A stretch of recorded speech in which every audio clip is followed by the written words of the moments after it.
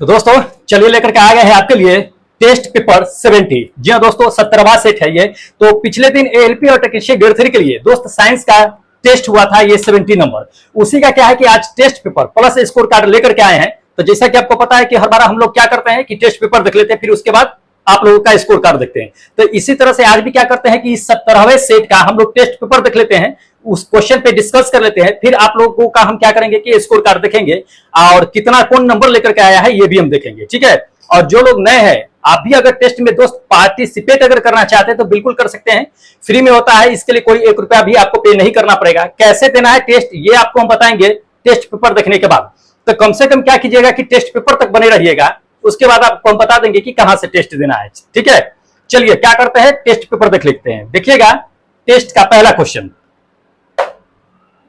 ये पहला क्वेश्चन है। क्या कहा जा रहा है दोस्त, इसमें कहा जा रहा है कि एस चंद्रशेखर का नाम निम्नलिखित में से किस क्षेत्र के साथ जो है जुड़ा हुआ है। काफी इंपॉर्टेंट क्वेश्चन है, कई बार ये पूछा भी गया है क्वेश्चन, ठीक है। तो ध्यान रखिएगा, एस चंद्रशेखर का नाम जो है निम्नलिखित में से किसके साथ जुड़ा हुआ है। बहुतों लोगों ने इसमें गलत मार्क कर दिया है। क्या किया है, बहुत लोग जो है इसमें बी नंबर मार दिए हैं कि ब्रह्मांड विज्ञान से जुड़े हुए हैं। दोस्त एस चंद्रशेखर साहब जो है ब्रह्मांड क्षेत्र से नहीं जुड़े हुए हैं। आपको हम करेक्ट आंसर बता देते हैं कि ये आपका 4th नंबर होगा। क्या, खगोल विज्ञान से, यानी खगोल भौतिक शास्त्र से जुड़े हुए हैं, ठीक है।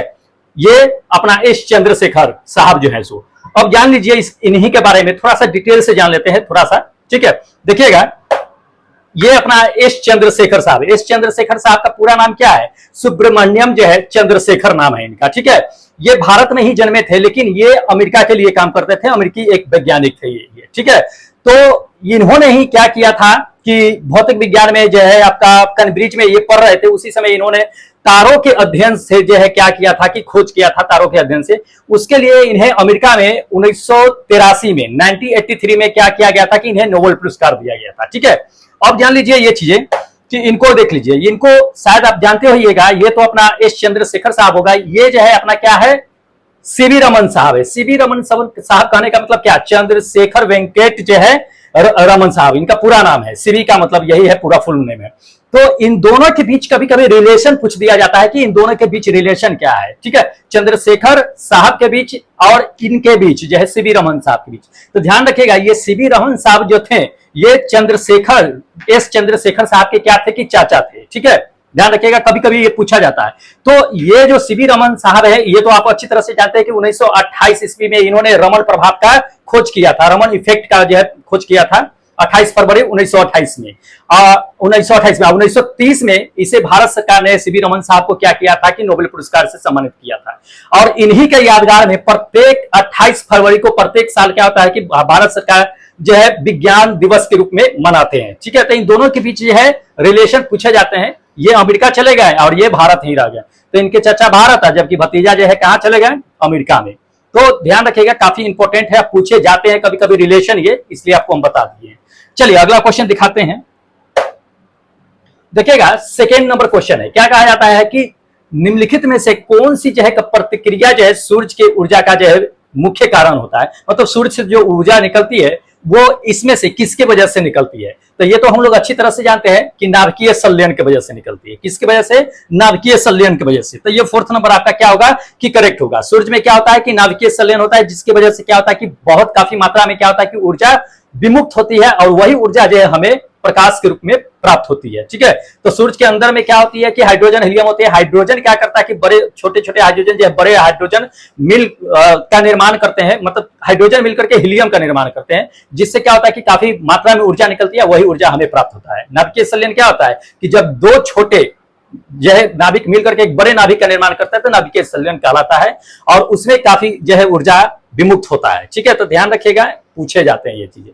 चलिए अगला क्वेश्चन दिखाते हैं। देख लीजिएगा, अगला क्वेश्चन कहता है कि उष्मा के सबसे अच्छा और सबसे खराब बताना है कि चालक इसमें से कौन है। सबसे अच्छा और सबसे खराब, दो दो दे दिया इसमें। तो पहला वाला जो भी होगा दोस्त वो होगा कि सबसे अच्छा होगा, क्योंकि पहले अच्छा कह दिया है। उसके बाद दूसरा वाला साइड में चलेंगे तो सबसे खराब हमें चुनना है। तो देखिए इसमें अगर हम देख लेंगे तो सोना सबसे अच्छा चालक माना जाता है, भले ही यूज ना करे क्योंकि वो कॉस्टली होता है, लेकिन चालक के रूप में देखा जाए चांदी से भी कहीं ज्यादा अच्छा होता है, लेकिन यूज नहीं करते हैं वो अलग चीज है। उसके बाद चांदी आता है, और सबसे खराब जो होता है इस ऑप्शन में देखिएगा तो शीशा होता है। तो सोना अगर शीशा दोनों जोड़ा में है तो मार सकते हैं, लेकिन इसमें सोना शीशा साथ में नहीं है कहीं भी, तो सोना को साइड कीजिए, चांदी को ले लीजिए। चांदी और शीशा अगर है तो मार दीजिए। ये फर्स्ट नंबर आपका क्या होगा कि करेक्ट आंसर होगा। चांदी सबसे अच्छा क्या है कि सुचालक है और जो है चालक है, और जो है शीशा जो है सबसे खराब जो है चालक माना जाता है, क्योंकि शीशा से क्या होता है कि करंट प्रवाहित नहीं होता है, कुचालक होता है तो धातु ही लेकिन प्रवाहित नहीं होता है। ठीक है, चलिए अगला क्वेश्चन देख लीजिए, टेस्ट का ही सारे क्वेश्चन है। अगला क्वेश्चन क्या कहा जा रहा है कि निम्नलिखित में से कौन सा आविष्कारक और आविष्कारकों का सही संयोजन है। ठीक है, आविष्कारक और आविष्कारकों, ठीक है, तो इसका सही मिलान हमें देखना है कि इसमें कौन सा है। देख लीजिए इसमें सही मिलान आपको हम बता देते हैं, वैसे ऑप्शन आप देख सकते हैं। इन सभी ऑप्शनों में से जो है दोस्त सही ऑप्शन का मिलान जो किया गया है ये थर्ड नंबर का किया गया है। किसका? जे.एल. बिलियर्ड साहब का, क्योंकि जे.एल. बिलियर्ड साहब टेलीविजन का ही खोज किया था, इसलिए सही मिलान यही है, जे.एल. बिलियर्ड साहब। ठीक है, तो इंपॉर्टेंट है, ऐसे भी मिलान करने के लिए एग्जाम में आते रहते हैं। चलिए अगला देखिएगा, अगला नंबर कहा जाता है कि भूकंप की तीव्रता मापने के लिए इस्तेमाल किए जाने वाले उपकरण का नाम बताना है। तो ये तो बच्चों वाली बात हो गई कि भूकंप की तीव्रता किससे मापी जाती है, तो 6-7 क्लास से ही पढ़ते आ रहे हैं कि रिएक्टर स्केल का जो है इस्तेमाल करते हैं हम लोग। ठीक है, तो ये फर्स्ट नंबर ही मेरा ऑप्शन क्या होगा, करेक्ट होगा। रिएक्टर स्केल का जो है क्या करता है कि इस्तेमाल किया जाता है। अब जान लीजिए कि इस ऑप्शन में और भी जो है दिए हुए हैं, जैसे कि आमीटर है। आमीटर किसका इस्तेमाल करते हैं, किसको मेजर करते हैं दोस्त? विद्युत धारा को मेजर करने के लिए आमीटर का इस्तेमाल करते हैं। हाइटोमीटर दे दिया, हाइटोमीटर का किसका इस्तेमाल करते हैं? हाइटोमीटर का इस्तेमाल जो होता है दोस्त ये आपका जो होता है क्या, हाइट मेजर करने में होता है। आमीटर का इस्तेमाल होता है, तो आमीटर का इस्तेमाल हम लोग कहाँ करते हैं? प्रतिरोध को मेजर करने में जो है आमीटर का इस्तेमाल करते हैं। ठीक है, तो ओमीटर है, ओमीटर का, तो इसको ध्यान में रखिएगा, इंपॉर्टेंट है। चलिए अगला देख लीजिए, अगला नंबर क्वेश्चन कहता है कि मुद्रा शास्त्री निम्नलिखित में से अध्ययन है किसका? इसमें से अध्ययन है मुद्रा शास्त्री जो है सो। ठीक है, मुद्रा शास्त्री, तो मुद्रा का अध्ययन यानी सिक्कों, कॉइन्स का जो स्टडी किया जाता है उसी को क्या कहते हैं कि मुद्रा शास्त्री कहते हैं। तो ये फर्स्ट नंबर आपका क्या क्या होगा कि करेक्ट आंसर होगा। सिक्कों का अध्ययन जो होता है मुद्रा शास्त्र होता है। ठीक है, इंपॉर्टेंट है। चलिए अगला देख लीजिए दोस्त, अगला क्वेश्चन ये कहा जाता है कि अधिक दूरी से उच्च तापमान रिकॉर्ड करने वाले उपकरण को क्या कहा जाता है। ठीक है, मतलब अधिक दूरी से काफी हाई टेम्परेचर को रिकॉर्ड करना है, तो इसमें से किस उपकरण का इस्तेमाल करेंगे, इसमें से किसका, ये हमें बताना है। ठीक है, तो देख लीजिए काफी दूर से अगर किसी भी वस्तु का हमें टेम्परेचर अगर रिकॉर्ड करना है तो उसके लिए क्या करते हैं कि पायरोमीटर का इस्तेमाल करते हैं। ये फोर्थ नंबर आपका आंसर करेक्ट होगा, पायरोमीटर का। पायरोमीटर आपको पता ही होगा कि किस तरह का होता है, जैसे कोविड टाइम में क्या हुआ था कि पायरोमीटर का यूज होता था। जैसे देख लीजिए ये बंदूक की तरह होता है, यहीं से क्या होता है कि लेजर निकलता है, लेजर निकलता है तो यहीं से क्या होता है कि वस्तु पे टकराता है, वहां से ये क्या करता है कि टेम्परेचर को कैच करके रिकॉर्ड करता है और बताता है कि वस्तु का टेम्परेचर क्या है।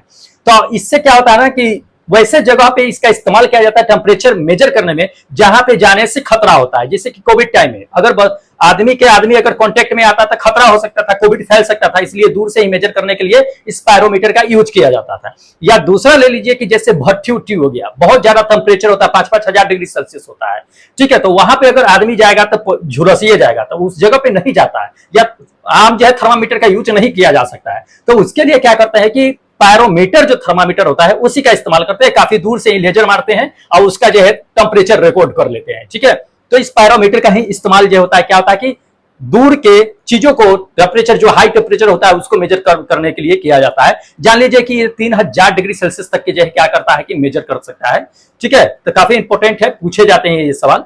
चलिए अगला देख लीजिए दोस्त, अगला क्वेश्चन क्या कहा जा रहा है कि फास्ट ब्रीडर रिएक्टरों में ईंधनों के जो है छोरों को जो है विशेष रूप से ट्यूबों में पैक किया जाता है, तो वो निम्नलिखित से बने होते हैं। मतलब इसमें से किसका बना होता है ये कहा जा रहा है। ठीक है, किसका बना होता है ये, किसमें, तो जान लीजिए फास्ट ब्रीडर रिएक्टरों के ईंधनों के छर का इस्तेमाल होता है, वो किसका बना होता है, ट्यूब।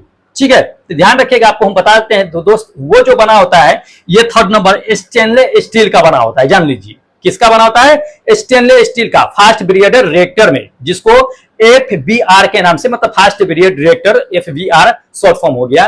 तो ये क्या होता है कि स्टेनलेस स्टील का बना होता है। उसी में क्या होता है कि डाला होता है थोरियम ऑक्साइड, डाला होता है यूरेनियम जो है आपका 233 ऑक्साइड डाला होता है। ये सब उसी के अंदर जो है स्टेनलेस स्टील में डाला होता है। ठीक है, अब जान लीजिए कि ये जो रॉड होता है एक दो नहीं होता है दोस्त, ये 100-200 के सैकड़ों के आसपास में ये ईंधन वाली रॉड होती है, तो इसका इस्तेमाल होता है, जान लीजिए।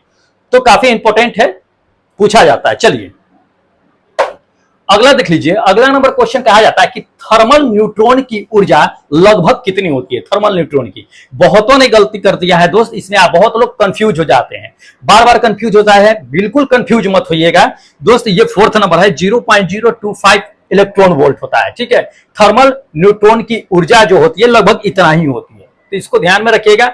अगर जो है मान लीजिए कि ऊर्जा के रूप में अगर देखा जाए तो 290 जो है केल्विन के आसपास में 17 डिग्री सेल्सियस जो है इस तरह से मतलब होते हैं, तो इसको याद रखना है, काफी इंपॉर्टेंट है, पूछे जाते हैं ये सवाल। चलिए अगला क्वेश्चन दिखाते हैं। अगला क्वेश्चन देख लीजिए। कहा जा रहा है कि एक बर्फ का टुकड़ा है, उसको शुद्ध पानी में डाल दीजिए और एक गिलास क्या होता है ना कि शराब है उसमें डाल दीजिए बर्फ के टुकड़े को। कहां कहां डालना है, एक शुद्ध पानी में, एक जो है आपका शराब के पानी में डाल देना है बर्फ के टुकड़े को। अब इसमें कहता है कि बर्फ का टुकड़ा जो होगा वो किसमें फ्लोट ऊपर करेगा, मतलब ऊपर तैरेगा। शराब वाले पानी में बर्फ ऊपर तैरेगा या पानी वाले ऊपर में तैरेगा। देखिए बर्फ जो होता है, बर्फ का डेंसिटी जो होता है वो पानी के डेंसिटी से कम होता है। ठीक है, यानी पानी का घनत्व ज्यादा होता है, बर्फ का घनत्व कम होता है, इसलिए पानी में बर्फ क्या होता है कि ऊपर तैरते रहता है। लेकिन अगर हम बात कर ले शराब की, तो शराब में क्या होता है ना कि शराब का घनत्व जो होता है वो बर्फ के घनत्व से कम होता है, अब बर्फ का घनत्व वहां पे ज्यादा होता है। इसलिए शराब वाले बोतल में अगर जो है आपका ध्यान लीजिए, पानी में शराब में अगर बर्फ डाला जाएगा तो वो क्या होगा कि बर्फ जो है पानी के नीचे चला जाता है, शराब के पानी के नीचे। जबकि आप शुद्ध पानी में अगर बर्फ डालिएगा तो वो ऊपर फ्लोट करने लगता है, तो डेंसिटी की वजह से पानी में बर्फ का डेंसिटी कम होगा, शराब में बर्फ का डेंसिटी ज्यादा हो जाएगा। तो इसमें पानी के बारे में पूछा जा रहा है, तो पानी के सतह पर, या इसमें से ऑप्शन दिया गया है, पानी के बारे में ही नहीं कहा गया है, ऑप्शन करेक्ट चुन लेना है। तो ये फर्स्ट नंबर ऑप्शन होगा कि पानी के ऊंचे स्तर पर क्या होगा कि फ्लोट करेगा आपका बर्फ जो होगा सो। ठीक है, तो इंपॉर्टेंट है, ध्यान में रखना है। चलिए अगला क्वेश्चन दिखा देते हैं। अगला क्वेश्चन देख लीजिए। कहता है कि परमाणु रिएक्टर में, काफी इंपॉर्टेंट क्वेश्चन है, परमाणु रिएक्टर से जुड़ा हुआ है, भारी जल का उपयोग जो है किस रूप में किया जाता है। खूब पूछे जाते हैं ये क्वेश्चन कि भारी जल का जो है इस्तेमाल क्यों, मतलब क्या कहाँ किया जाता है, या आपका जो है और भी दे देता है, बहुत सारे चीज दे देता है उसमें भी, ईंधन के मंदक के रूप में। तो मंदक के रूप में जान लीजिए कि ये जो भारी जल का इस्तेमाल जो होता है दोस्त, ये मंदक के रूप में इस्तेमाल किया जाता है, जिसे हम अंग्रेजी में मॉडरेटर बोलते हैं। ठीक है, मॉडरेटर बोलते हैं अंग्रेजी में, हिंदी में इसको मंदक बोलते हैं, जान लीजिए। तो भारी जल का इस्तेमाल किया जाता है, ये थर्ड नंबर आपका ऑप्शन क्या होगा कि करेक्ट होगा, क्या, मॉडरेटर। अब जान लीजिए कि भारी जल का ही नहीं, इसके साथ आपको जो है मंदक के रूप में या मॉडरेटर के रूप में ग्रेफाइट का भी इस्तेमाल किया जाता है, ग्रेफाइट के छड़ का। कभी कभी ये पूछ देता है कि मंदक के रूप में किसका इस्तेमाल किया जाता था, आपको जो है भारी जल ऑप्शन न दे करके कहीं दे देगा क्या, ग्रेफाइट भी दे देगा, तो ग्रेफाइट मार दीजिएगा। भारी जल और ग्रेफाइट मुख्य रूप से जो है मंदक के रूप में इस्तेमाल करते हैं। दूसरी ये चीजें पूछी जाती है कि नाभिकीय रिएक्टर में ईंधन के रूप में किसका इस्तेमाल करते हैं। तो ईंधन के रूप में नाभिकीय रिएक्टर में जान लीजिए कि यूरेनियम 235 का, प्लूटोनियम का, थोरियम का, इस सब का इस्तेमाल किया जाता है। खास करके आपका यूरेनियम 235 का ज्यादा पूछा जाता है, ये क्वेश्चन है। तीसरी नंबर क्वेश्चन इससे आता है कि नियंत्रक रॉड्स, कंट्रोल रॉड्स के बारे में पूछा जाता है कि किसका इस्तेमाल करते हैं। तो कंट्रोल रॉड्स के रूप में जो होता है ना, ब्रोन और कैडमियम का इस्तेमाल करते हैं, जान लीजिए। उसके इस्तेमाल करने से क्या होता है ना कि जो उसके अंदर जो होता है, नियंत्रण करने का मतलब क्या कि उसके अंदर जो अभिक्रिया चल रही होती है वो उसकी प्रतिक्रिया को कम कर देता है, रोक देता है। ठीक है, तो नियंत्रण रॉड्स में जो होता है ब्रोन और कैडमियम का इस्तेमाल करते हैं, तो इसको भूलिएगा मत, नोट करते चलिएगा, काफी इंपॉर्टेंट क्वेश्चन है। चलिए अगला देखिए। बाकी सबका तो आपको पीडीएफ मिल ही जाएगा, टेलीग्राम से ज्वाइन हो जाइएगा, डिस्क्रिप्शन में लिंक दिया हुआ है, वहीं पे इस सबका पीडीएफ आपको एक बार मिल जाएगा। डेली बाय डेली तो नहीं डालते हैं, पर जैसे ही इसका जो है टाइम मिलता है वैसे हम एक साथ जो है पूरा पीडीएफ उसमें डाल देते हैं। ठीक है, तो वहीं से ज्वाइन हो जाइएगा, टेलीग्राम से आराम से वहां मिल जाएगा। चलिए उसके बाद देख लीजिए अगला क्वेश्चन ये क्या दे दिया है, दे रहा है कि निम्नलिखित में से कौन जो है विद्युत धारा के चुंबकीय प्रभाव पर आधारित नहीं है। ठीक है, चुंबकीय प्रभाव पर आधारित नहीं है, ये कहा जा रहा है। तो पहला देख लीजिए, कहता है इसमें कि विद्युत पंखा यानी इलेक्ट्रिक फॉइन, तो दोस्त ये भी जो है मैग्नेटिक फील्ड पे काम करती है। ठीक है, मोटर जो नचता है तो वो अंदर जो है उसका इलेक्ट्रिक फील्ड बनता है, ये भी काम करती है। दूसरा नंबर जान लीजिए, टेलीफोन रिसीवर भी करता है। तीसरा नंबर देख लीजिए, तीसरा नंबर आपको कहा जा रहा है क्या, कार्बन माइक्रोफोन। दोस्त कार्बन माइक्रोफोन जो है आपका जो है मैग्नेटिक इफेक्ट पर आधारित नहीं है, इस पे काम नहीं करता है, अभी यूज नहीं किया जाता है। ये जो है माइक्रोफोन जो है लगभग 70 के दशक में कहिए, मतलब कि 72, 73, 80, 82 के आसपास में, 80, 82 से पहले ही 70 के आसपास में उसमें जो है माइक्रोफोन का इस्तेमाल किया जाता था। लेकिन अब जो है इधर तो इतना वायरलेस हो गया है मोबाइल फोन की, इसका इस्तेमाल अब कहाँ होता है, नहीं होता है। ठीक है, तो इसमें क्या होता है ना कि आपका मैग्नेटिक इफेक्ट का इस्तेमाल नहीं होता, मैग्नेटिक इफेक्ट पे ये आधारित नहीं होता था। ठीक है, माइक्रोफोन जो है सो तो इंपॉर्टेंट है ये। चलिए अगला देख लीजिए, अगला क्वेश्चन दे दिया है कि पहला कृत्रिम संश्लेषित जो है कार्बनिक यौगिक का नाम बताना है कि कौन है जिसे आर्टिफिशियल तरीके से जो है लैब में तैयार कर दिया गया था। कई बार ये क्वेश्चन बता चुके हैं और इंपॉर्टेंट है, आते रहते हैं ये क्वेश्चन।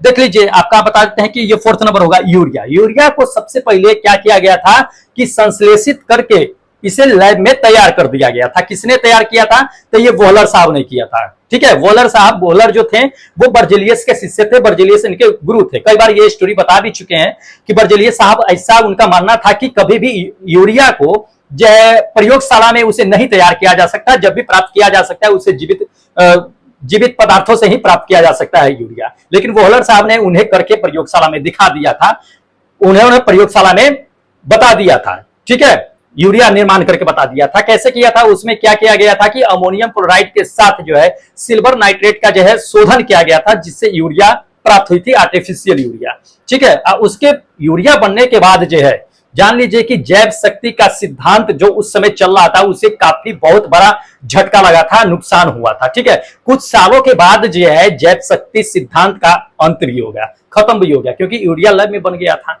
बर्जेलियस साहब जो है कह रहे थे कि जैव शक्ति सिद्धांत का उन्होंने भी प्रतिपादन किया था, उनका ही कहना था कि जो है कभी भी यूरिया को लैब में नहीं बनाया जा सकता, जबकि इन्होंने लैब में बना दिया था। उसके बाद कुछ सालों के बाद जो है जैव शक्ति सिद्धांत का अंत हो गया था। आप देख सकते हैं कि यूरिया का कितने बड़े मात्रा में पूरी वर्ल्ड में जो है यूज किया जा रहा है। ठीक है, तो काफी इंपॉर्टेंट है ये सवाल, इससे आते रहते हैं क्वेश्चन। चलिए अगला देख लीजिए, अगला नंबर क्वेश्चन कहता है कि निम्नलिखित में से किस धातु को किरोसिन तेल में डुबा करके रखा जाता है। जी है, किरोसिन तेल यानी मिट्टी तेल जो होता है उसमें डुबा करके रखा जाता है। इसमें से किस धातु को, ध्यान लीजिए कि ये आपका 2nd नंबर है सोडियम। सोडियम धातु को दोस्त है ना कि मिट्टी तेल के अंदर डुबा करके रखा जाता है। क्यों रखा जाता है, अगर उसे बाहर निकाला जाए तो जान लीजिए कि वह जो है वायु से ऑक्सीजन से अभिक्रिया करके जो है ब्लास्ट हो सकता है, या पानी से भी अभिक्रिया कर लेता है। फास्फोरस होता है जिसको पानी के अंदर, श्वेत फास्फोरस होता है जिसको पानी के अंदर रखा जाता है, वो पानी से अभिक्रिया नहीं करता है। ये भी सवाल जो है पूछे जाते हैं कि किसको जो है पानी के अंदर रखा जाता है, श्वेत फास्फोरस को रखा जाता है। सोडियम को जो है आपका मिट्टी तेल के अंदर रखा जाता है। सोडियम जो होता है बहुत सॉफ्ट होता है, ठीक है, बहुत नाजुक होता है, उंगली से उसे खरोच सकते हैं, चाकू से आराम से उसको काट सकते हैं। ठीक है, सॉफ्ट होता है ये। तो इसी सोडियम को क्या होता है ना कि इसे मिट्टी तेल के अंदर रखा जाता है डुबा करके। चलिए अगला क्वेश्चन दिखाते हैं। अगला नंबर देख लीजिए, अगला नंबर कहता है कि मानव वृक्क प्रणाली जो है वो एक हिस्सा है, तो वो किसका एक हिस्सा है। तो वृक्क जो है वो एक उत्सर्जी अंग होता है। ठीक है, क्या होता है, एक उत्सर्जी अंग होता है, इससे जो बेकार पदार्थ जो होते हैं ना वो निकलते रहते हैं। ठीक है, तो ध्यान रखिएगा, ये आपका 3rd नंबर ऑप्शन होगा कि एक उत्सर्जी अंग है। मानव शरीर में वृक्क के अलावा बहुत सारे जो है क्या है कि उत्सर्जी अंग है। ठीक है, सिर्फ वृक्क ही नहीं है। चलिए अगला क्वेश्चन देख लीजिए, अगला नंबर क्वेश्चन कहा जा रहा है कि पानी में डूबे हुए उत्तल लेंस की फोकस दूरी कहता है हवा में इसकी फोकस दूरी की अपेक्षा क्या होगी। देखिए किसी भी लेंस को, मतलब उत्तल लेंस की बातें कर रहे हैं कि अगर उत्तल लेंस को अगर आप पानी में डुबा दीजिएगा तो उसकी फोकस दूरी जो है वो बढ़ जाती है। क्या होती है, बढ़ जाती है। किसके मुताबिक, हवा के मुताबिक। हवा में अगर रखिए उसी उत्तल लेंस को आप पानी में रखिए तो वो क्या होता है कि बढ़ जाता है। क्यों बढ़ जाता है, क्योंकि जान लीजिए कि अंदर जो होता है पानी के अंदर अपवर्तनांक के काम जो होता है वो काफी ज्यादा अपवर्तनांक होता है, वायु में उतना अपवर्तनांक नहीं होता है। ठीक है, इस वजह से क्या होता है कि उसकी उत्तल लेंस की फोकस दूरी बढ़ जाती है। कभी कभी ये क्वेश्चन पूछा जाता है कि पानी में अगर उत्तल लेंस को रखते हैं तो वायु के मुताबिक जो है पानी में उत्तल लेंस की फोकस दूरी कितनी गुनी बढ़ जाती है। ध्यान रखिएगा, ये पूछे जाते हैं सवाल, तो 4 गुनी बढ़ जाती है। ध्यान रखिएगा, पानी में जैसे उत्तल लेंस को रखेंगे वैसे हवा के मुताबिक जो पानी में उसकी फोकस दूरी कितनी बढ़ जाती है, 4 गुनी। याद रखिएगा, काफी इंपॉर्टेंट है। वैसे जान लीजिए कि इस क्वेश्चन का जवाब जो है 1st नंबर आंसर होगा कि अधिक हो जाती है। ठीक है, चलिए अगला नंबर देख लीजिए, अगला नंबर क्वेश्चन कहा जा रहा है इसमें, ये सारे क्वेश्चन टेस्ट का ही है, ठीक है, काफी इंपॉर्टेंट है, इसलिए टेस्ट बिल्कुल मिस मत कीजिएगा, आपको बताएंगे कि कहां से टेस्ट देना है और नहीं देना है, ठीक है, इसलिए बने रहिएगा। क्वेश्चन दिखा के 25 क्वेश्चन है, 25 क्वेश्चन दिखाने के बाद आपको हम बता देंगे कि कहां से टेस्ट दे सकते हैं। चलिए वैसे क्वेश्चन देख लीजिए, क्वेश्चन क्या कहा जा रहा है इसमें कि भ्रूण को मां के रुधिर से क्या होता है कि पोषण मिलते रहता है, इसके लिए कहता है कि मां के अंदर जो होती है ये एक विशेष प्रकार की संरचना होती है, उसको क्या कहते हैं, जिससे क्या होता है कि भ्रूण को पोषण मिलता रहता है, मां के गर्भ में ऐसा संरचना पाया जाता है।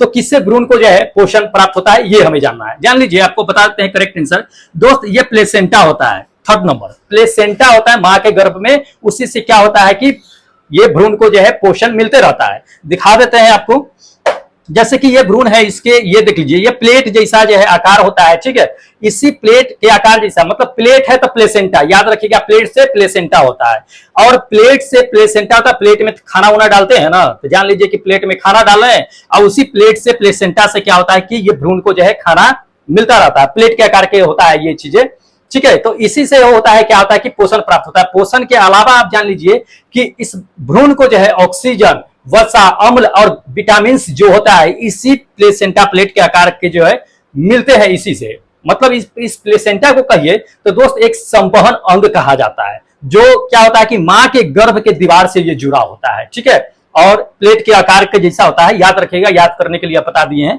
कि प्लेट जैसा आकार होता है, प्लेसेंटा होता है जिसमें प्लेट में खाना वाना रखते हैं, तो उसी से क्या होता है कि भोजन मां के गर्भ में बच्चे को, भ्रूण को जो है खाना प्राप्त होता रहता है, भोजन पोषण, ठीक है। चलिए अगला देख लीजिए, अगला नंबर क्वेश्चन कहता है कि ऑक्जेलिक अम्ल का प्राकृतिक स्रोत जो है निम्नलिखित में से कौन है। तो ऑक्जेलिक अम्ल का स्रोत हम आपको पिछले क्लास में, पिछले दिन भी रैपिड सेट में बता दिए थे कि अगर कपड़े पर दाग लग जाए तो उसके लिए क्या इस्तेमाल करते हैं, ऑक्जेलिक एसिड का करते हैं, टमाटर रगड़ दीजिएगा, दाग जो है छूट जाएगा, उसमें ऑक्जेलिक एसिड होता है, दाग आराम से छुड़ा सकते हैं।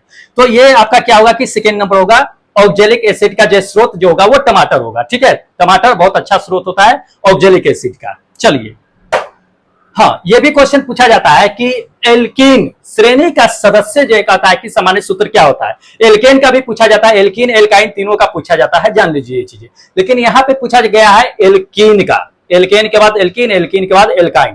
तो एल्केन का सूत्र जो होता है वो CnH2n होता है, एल्केन का कह रहे हैं, CnH2n+2 जोड़ देते हैं, ध्यान रखिएगा, ये सेकेंड नंबर आपका आंसर, इस सवाल का नहीं है, एल्केन का बता रहे हैं। एल्कीन का कहा जा रहा है, तो एल्कीन का जो सूत्र होता है वो CnH2n होता है, इसमें से 2 हटा देते हैं। अगर एल्काइन का कहेगा तो जान लीजिए कि CnH2n इसी में जो है माइनस कर दीजिएगा आगे, तो एल्काइन का सूत्र हो जाता है। ये सवाल पूछे जाते हैं, तीनों में से कभी ना कभी एक बार जो है घुमा करके एग्जाम में पूछ दिए जाते हैं, इसलिए इसको माइंड में रखिएगा, भूलिएगा नहीं।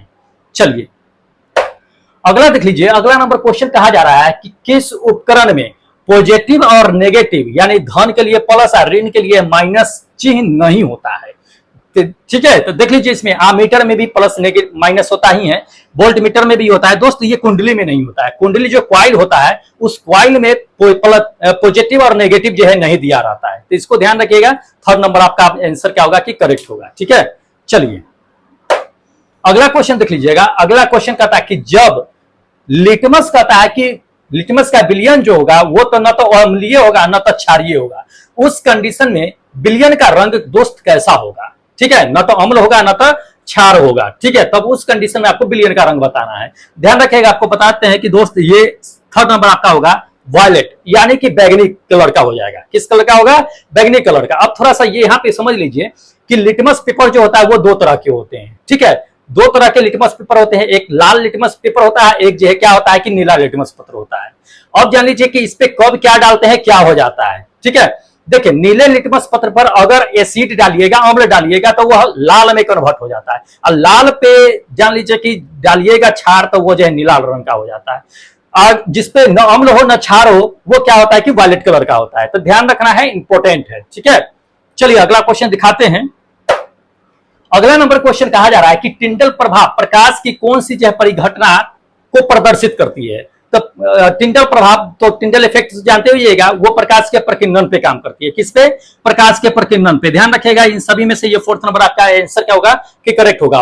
टिंडल प्रभाव क्या होता है? टिंडल प्रभाव जान लीजिए, जो लोग जानते होंगे उन्हें पता होगा। जैसे देख लीजिए, ये टिंडल प्रभाव का आपका यह इमेज है, इसमें क्या होता है ना कि मान लीजिए कि बीकर में पानी है, यहां से टॉर्च मारते हैं, टॉर्च में मारते हैं तो इसमें जो है छोटे छोटे पार्टिकल्स होते हैं, तो प्रकाश कहां से गुजर रहा है उसकी पाथ हमें पता चल जाती है, रास्ता पता चल जाती है, बिखरती हुई किरण जो होती है वो पता चल जाती है। उसी को क्या कहते हैं कि आपका ये टिंडल प्रभाव कहते हैं। टिंडल प्रभाव का खोज जो है जान लीजिए कि किसके नाम पे रखा गया था दोस्त, ये जो एक जॉन टिंडल साहब थे उन्हीं के नाम पे रखा गया था, क्योंकि उन्होंने ही खोज किया था, तो उन्हीं के नाम पे ये टिंडल इफेक्ट रखा गया था। ठीक है, तो इंपॉर्टेंट है, सवाल पूछे जाते हैं, ध्यान रखना है। चलिए अगला नंबर क्वेश्चन देख लीजिए। अगला नंबर कहता है कि खाद्य पदार्थ के डिब्बों पर क्या होता है कि जिंक के बजाय क्या होता है कि टीन का लेपित किया हो रहता है, क्यों किया रहता है ये बताना है। देखिए वायु के कांटेक्ट में टीन भी आएगा और आपका क्या होगा, जिंक भी आएगा, लेकिन जान लीजिए कि जिंक जो होगा वो क्या होगा कि टीन की अपेक्षा जो है अधिक क्रियाशील होता है। ठीक है, टीन की अपेक्षाकृत क्या होता है कि जिंक अधिक क्रियाशील होता है, काफी मतलब कि रिएक्ट करता है वायु के साथ, इसलिए क्या होता है उस पर टीन का जो है लेपित होता है ताकि जो है वो कम क्रियाशील हो। बहुत सारे मिठाई के डब्बे देखते हुएगा वो टीन का ही रहता है, वो क्योंकि वो वायु से कम कांटेक्ट करता है, क्रियाशील नहीं होता है उतना। ठीक है, लेकिन अगर जिंक का रहेगा तो तुरंत क्रियाशील हो जाता है, मतलब कि रिएक्शन कर लेता है, इसलिए टीन के डिब्बे दिए जाते हैं। चलिए अगला क्वेश्चन देख लीजिए। अगला क्वेश्चन कहा जा रहा है कि एल्युमिनियम पर मोटी ऑक्साइड की परत बनाने की प्रक्रिया को क्या कहा जाता है। ठीक है, तो एल्युमिनियम पे क्या होता है कि ऑक्साइड की मोटी परत बना दी जाती है, उस प्रक्रिया को क्या कहा जाता है दोस्त। उस प्रक्रिया को जो कहा जाता है वो आपका जान लीजिए कि ये सेकेंड नंबर ही कहा जाता है, एरोडीकरण कहा जाता है। क्या कहा जाता है, एरोडीकरण या एनोडाइजिंग कहिए, इसको एनोडाइजिंग कहिए, एरोडीकरण कहिए, दोनों कहिए, ये इसको कहा जाता है। इसमें होता क्या है ये जान लीजिए कि जैसे देखिए एल्युमिनियम देखते हैं ना कि बहुत ज्यादा चमकता है, लगता है कि सिल्वर है, तो वो किस वजह से, एनोडाइजिंग की वजह से चमकता है। ठीक है, तो वो बर्तन उर्तन जो बनाते हैं उस समय उसको क्या किया जाता है, इसी एनोडाइजिंग किया जाता है, एरोडीकरण जो होता है सो। ठीक है, उसी वजह से क्या होता है कि चमकता है, जैसे प्रेशर कुकर बन गया या बहुत सारे छोटे छोटे बर्तन बनते हैं, बड़े बर्तन भी बनते हैं, काफी चमकीले होते हैं, तो उस पर एरोडीकरण कर दी जाती है, एनोडाइजिंग कर दी जाती है। तो इंपॉर्टेंट है, ध्यान में रखना है। चलिए लास्ट क्वेश्चन आपको दिखाते हैं टेस्ट का। ये अपना लास्ट क्वेश्चन 25 क्वेश्चन था दोस्त, इस 25 क्वेश्चन का ये लास्ट क्वेश्चन है, उसके बाद आपको बताते हैं कि टेस्ट कैसे देना है। देखिए इसमें क्या कहा जा रहा है दोस्त, ये चीजें कहा जा रहा है कि विद्युत शक्ति को किस रूप में निरूपित कर सकते हैं, मतलब किस रूप में बता सकते हैं दोस्त। पी का फॉर्मूला पावर, यानी कि पावर का फॉर्मूला जो होता है वो पी बराबर जो होता है आई स्क्वायर आर होता है, ध्यान रखिएगा। तो ये क्या होगा कि आपका फर्स्ट नंबर ऑप्शन करेक्ट होगा। ठीक है, तो दोस्त ये था अपना 25 इंपॉर्टेंट क्वेश्चन जो साइंस का था, एएलपी और टेक्नीशियन ग्रेड 3 के लिए टेस्ट ली गई थी, और जो लोग टेस्ट दिए हैं उन सभी का स्कोर अब दिखाएंगे। लेकिन हम आपको बताए हैं कि जो लोग टेस्ट देना चाहते हैं, अभी तक ठहरे हुए हैं, रुके हुए हैं, उनको हम बताएंगे कि आप टेस्ट कैसे देते हैं। तो दोस्त क्या करना है आपको कि सबसे पहले चैनल सब्सक्राइब कीजिए, दूसरी नंबर बात कीजिए ना कीजिए वो आपकी बात है, दूसरी नंबर अच्छी लगी हो तो करिए लीजिएगा। बता देते हैं टेस्ट कहां से देना है। टेस्ट देने के लिए दोस्त इस एप्लीकेशन को डाउनलोड कर लीजिएगा। ठीक है, ERCB सर के नाम से डाउनलोड कर लीजिएगा, प्ले स्टोर पे अवेलेबल है ये। इसी पे क्या होता है कि फ्री में एएलपी और टेक्नीशियन ग्रेड 3 का दोस्त टेस्ट कराया जाता है, जो 25 क्वेश्चन आपको हम दिखा दिए साइंस का कराया जाता है, जान लीजिए। अगर साइंस कंप्लीट करना है तो आपको यही आना पड़ेगा, जान लीजिए, बिल्कुल फ्री में होता है, कोई पे नहीं लगेगा आपको। तो इसको कर लीजिएगा, पूरे इंडिया से लोग टेस्ट देते हैं यहाँ पे, सबका रैंक आपको हम अभी दिखाएंगे। इसको इंस्टॉल कीजिएगा। उसके बाद बता देते हैं कि अगर इसमें आपको टेस्ट देने में समस्या आएगी तो क्या कीजिएगा कि यहाँ पे नंबर दिया हुआ है, देख लीजिए। तो इस नंबर को क्या कीजिएगा कि दोस्त कॉल या मैसेज कर दीजिएगा, या एप्लीकेशन में जाकर चैट बॉक्स होता है उसमें चैट कीजिएगा कि टेस्ट कैसे देना है, आपको हम बता देंगे कि कहां से टेस्ट अब कैसे टेस्ट देना है। ठीक है, कोई दिक्कत नहीं होगी, सारे लोग कॉल करते हैं, फ्री रहते हैं, हम आपको रिसीव कर लेते हैं कॉल, और आपको हम बता भी देते हैं कि कैसे टेस्ट देना है। ठीक है, तो जाइए फटाफट क्या कीजिए, इंस्टॉल कीजिए और टेस्ट में लग जाइए, क्योंकि आज जो है टेस्ट 71 एक्टिव हो रखी है और आराम से आप टेस्ट दे सकते हैं। तो 71 अटेम्प्ट कीजिएगा, 7 बजे शाम में जो अभी है चालू हो चुकी है, तो फटाफट क्या कीजिए, जाइए टेस्ट दीजिए। चलिए जो लोग टेस्ट दे दिए हैं उनको हम क्या करते हैं ना दोस्त कि स्कोर कार्ड दिखा देते हैं। जो लोग अभी तक बने हुए हैं और वो चाहते हैं कि नहीं हम भी क्या करें कि स्कोर कार्ड देखना चाहते हैं कि किस तरह का स्कोर कार्ड होता है, तो दोस्त देख लीजिए आप भी कि किस तरह का स्कोर कार्ड होता है, हम आपको बता देते हैं। ठीक है, चलिए स्कोर कार्ड दिखाते हैं, देखिएगा। यह है अपना स्कोर कार्ड, जो लोगों ने टेस्ट दिया है, ठीक है, उन्हीं का स्कोर कार्ड है। आज देखिएगा, देखिए दोस्त, ये टेस्ट जो लिया गया है रेलवे के तौर तरीके पर लिया गया है। रेलवे में जिस तरह से आपको 1/3 नेगेटिव मार्किंग करके आपको एग्जाम लिया जाता है, ठीक उसी तरीका से यहां भी आपको टेस्ट में 1/3 नेगेटिव मार्किंग है। 3 गलत कीजिएगा 1 सही नंबर कट जाएगा, 1 सही कीजिएगा आपको 1 नंबर मिलेगा। ठीक है, तो इस नेगेटिव मार्किंग में जो लोग मार्क करके अच्छे टेस्ट दिए हैं, आपको क्वेश्चन बता दिया है कि क्या था, उसी का ये लोग टेस्ट दिए हैं। अब देखिए कि आज जो है सबसे नंबर 1 पे कौन है दोस्त। आज जो है सबसे नंबर 1 पे जो है ये अरविंद कुमार साहब है। ठीक है, कितना नंबर लेके आए हैं दोस्त, लेकर के आए हैं 25 नंबर तक हुआ था सवाल, 25 क्वेश्चन था, 25 नंबर कितना लेकर के आए, 21.34 नंबर लेकर के आए। सबसे हाईएस्ट नंबर इन्हीं का है। उसके बाद सेकेंड और थर्ड नंबर जो लेकर के आए हैं दोनों का सेम मार्क्स है। सेकेंड नंबर पे है सुमित झा डबल ई, पता नहीं डबल ई क्या है, ट्रिपल ई दे देते रहा।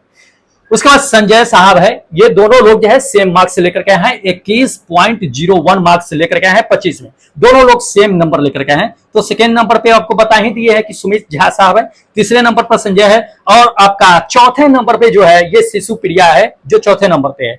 पांचवें नंबर पे देख लीजिए कि आर.के. गुज्जर साहब है। छठे नंबर पे जो है वो अजीत साहब है। अजीत साहब इंप्रूवमेंट किए हैं अपने पढ़ाई में। चलिए सातवें नंबर पे देखिएगा, फटाफट बताते चलते हैं, देखते चलिएगा अपना स्कोर कार्ड। अतुल भाई आप बताए थे कि आपका नाम नहीं आया है, जबकि 69 वाले टेस्ट में आपका नाम है। मैंने आपको एप्लीकेशन पे स्क्रीनशॉट उसका भेज दिया है, आप चेक कर लीजिएगा, आपका नाम आता है। चलिए उसके बाद देख लीजिएगा 7वें नंबर पे रंजन पांडे साहब है। उसके बाद 8 नंबर पे संदीप कुमार है, संदीप साहब है, संदीप कुमार साहब। उसके बाद 9 नंबर पे देख लीजिएगा, 9 नंबर पे ये भूपेश साहब है। उसके बाद 10वें नंबर पे पंकज साहब है। 11वें नंबर पे दोस्त है लव फॉर लव केस भाई, 11वें नंबर पे है। 12वें नंबर पे ये संजीव भाई है। ठीक है, चलिए आगे बता देते हैं आपको। 13वें नंबर पे देख लीजिएगा कि ये मुकेश मल्होत्रा साहब है। 14वें नंबर पे देख लीजिएगा विक्रम यादव साहब है। 15वें नंबर पे देख लीजिएगा आपका कि दीपक साहब है। उसको 16वें नंबर पे देखिएगा, 16वें नंबर पे अनिल कुमार है। 17वें नंबर पे सुधीर राज है। 18वें नंबर पे दोस्त एमडी आजाद भाई है। ठीक है, एमडी आजाद भाई, बहुत लोगों ने क्या किया है कि सच में मेहनत की है दोस्त। जो ई बुक एप्लीकेशन पे परचेज कर लीजिए, काफी इंपॉर्टेंट है, आप लोगों को बताते हैं लेकिन मानते नहीं है। ठीक है, परचेज कर लीजिए। एग्जाम के बाद आप सोचिएगा अगर 1 नंबर से छट जाइएगा, एग्जाम के बाद सोचिएगा कि 1 नंबर हमें बढ़ जाए, अगर इस बुक से अगर 1 भी नंबर आता है, मान लेते हैं सपोज जाए, तो वो बहुत काम करेगा। लेकिन एग्जाम के बाद 1 नंबर के लिए करोड़ों रुपया दीजिएगा ना, तो 1 नंबर नहीं बढ़ेगा, फिर कितना साल पीछे चल जाइएगा ये आप नहीं जानते हैं। इसलिए जो मटेरियल मिल रहा है, पैसे मत देखिए, आप जो पढ़िए उस हिसाब से आपको तो हम फ्री में सब कुछ करवा रहे हैं ना, पैसे थोड़ी ले रहे हैं। लेकिन वो जो उसे राइट क्या है उसका अधिकार है ना, इसलिए हम आपको बता रहे हैं, परचेज कर लीजिए, काफी इंपॉर्टेंट है। लेकिन आप लोग नहीं मानते, कोई बात नहीं है। चलिए अगला देख लीजिए 19 नंबर पे जो है आपका क्या है कि रोहित कुमार है। उसके बाद 20 नंबर पे जो है ये पवन साहब है। 21 नंबर पे देख लीजिएगा, 21 नंबर पे ये पंकज साहब है। 22 नंबर पे देखिएगा कि राहुल साहब है। 23 नंबर पे आपका क्या है कि रोहित कुमार साहब है। उसके बाद 24 नंबर पे मुन्ना उपाध्याय साहब है, जो आई थिंक सासाराम से है ना, पहले लोकेशन लिखा करते थे, पता था मुझे। चलिए उसके बाद आपको बताते हैं 25 नंबर पे विपिन भाई है। 26 नंबर पे गुड्डू यादव है। 27 नंबर पे देखिएगा क्लेमेंट साहब है। उसके बाद 28 नंबर पे देखिएगा ये सचता भाई है। उसके बाद 29 नंबर पे जो है ये तेज करण साहब है। उसका 30 नंबर पे ये सत्यवीर साहब है। 30 नंबर पे सत्यवीर साहब है। चलिए देखिएगा 31 नंबर पे ये नीतीश कुमार साहब है। 32वें नंबर पे जो है निर्मल कुमार भाई है। उसको 33वें नंबर पे पवन कुमार है। 34वें नंबर पे देख लीजिएगा कि बसंत भाई है। 35वें नंबर पे यानी 35 पे जो है क्या है कि भूषण साहब है। 36 नंबर पे जो है योगेश साहब है। 36 पे योगेश साहब है। बहुत लोग जो है इंप्रूवमेंट किए हैं अपने पढ़ाई में, बहुत अच्छी बात है, करना चाहिए। चलिए 37 नंबर पे देख लीजिएगा कमलेश कुमार साहब है। और 30वें नंबर पे 38 नंबर पे जो है शक्ति साहब है। शक्ति भाई जल्द ही आपकी बुक जो है आने वाली है, आप बहुत मैसेज करते हैं, बहुत अच्छी बात है दोस्त, मेहनत कीजिए, जरूर रंग लाएगी मेहनत। चलिए 39 पे नितिन भाई है। उसका 40 नंबर पे जो आपका क्या है कि मृत्युंजय भाई है। उसके बाद 41 नंबर पे देख लीजिएगा कि आशीष भाई है। 42 नंबर पे ये पवन भाई है। 42 नंबर पे पवन भाई है जो चंद्रवंशी है ना, ठीक है। चलिए उसके बाद देख लीजिएगा आपका 43 नंबर पे हरिओम भाई है। 44 नंबर पे देख लीजिएगा विनोद भाई है। 45 नंबर पे देख लीजिएगा कि संजीव भाई है। 46 नंबर पे देख लीजिएगा आपका कि अमन कुमार है। 47 नंबर पे दोस्त जो है रोशन भाई है। उसका 48 नंबर पे जो है वो राजेश भाई है। ठीक है, 48 नंबर पे राजेश भाई है। चलिए देखिएगा आपका कि 49 पे भी ये पीके कुमार है भाई, पीके कुमार। आप भी कहते हैं कि नहीं आता है मेरा टेस्ट में नाम, देख लीजिए टेस्ट में नाम है, 49 नंबर पे है आप, ठीक है, धनबाद से हो आप, ठीक है। चलिए 50 नंबर पे देखिएगा, ये राजू यादव भाई है, राजू भाई। चलिए 51 नंबर पे देख लीजिएगा, 51 नंबर पे आपका ये राजू भाई, ये नहीं 51 पे ये नहीं है, हाँ ये अधिकारी जो है राजू भाई है, 2 बार दे दिए है ना, देखिए 2 बार दे दिए, वही हम कह रहे हैं कि 2 बार कैसे दे दिए है ना। चलिए कोई नहीं दोस्त, 2 बार नहीं, एक ही बार देना था, पता नहीं कैसे आप दे देते हैं। चलिए उसके बाद देख लीजिएगा 52 नंबर पे, 52 नंबर पे वीरेंद्र भाई है, उसका 53 नंबर पे ये सागर सिंह साहब है, हाँ सागर सिंह साहब है। उसके बाद जो है 54 नंबर पे अनिल भाई है, 54 नंबर पे अनिल भाई है, ठीक है। चलिए 55 पे देखिएगा, 55 पे ये बबलू भाई है जो पटना से है। उसके बाद जो है 56 नंबर पे देखिएगा मुकेश कुमार साहब है, 56 पे। 57 पे सम्राट बुद्धू साहब है। उसका 58 नंबर पे जो है दोस्त अनूप कुमार भाई है। उसका 59 नंबर पे जो है ये सुदामा माहिली है। उसके बाद जो है आपका 60 नंबर पे ये नीतीश कुमार भाई है, ठीक है, 60 नंबर पे ये नीतीश कुमार भाई जो झारखंड से हैं। चलिए उसका 61 नंबर पे देखिएगा अंकज कुमार भाई है, 62 नंबर पे देखिएगा अनुराग भाई है। उसके बाद 63 नंबर पे देखिएगा जितेंद्र भाई जो यूपी से है। उसके बाद जो है 64 नंबर पे, 64 नंबर, हाँ 64 नंबर पे दोस्त ये जो है रंजन हट्टी साहब है। उसका 65 नंबर पे अजीत भाई है। उसका 66 नंबर पे ये दीपक भाई है, ठीक है, 66 नंबर पे दीपक भाई, ठीक है। मेहनत कीजिए, सभी लोगों का सिलेक्शन होगा, जरूर होगा।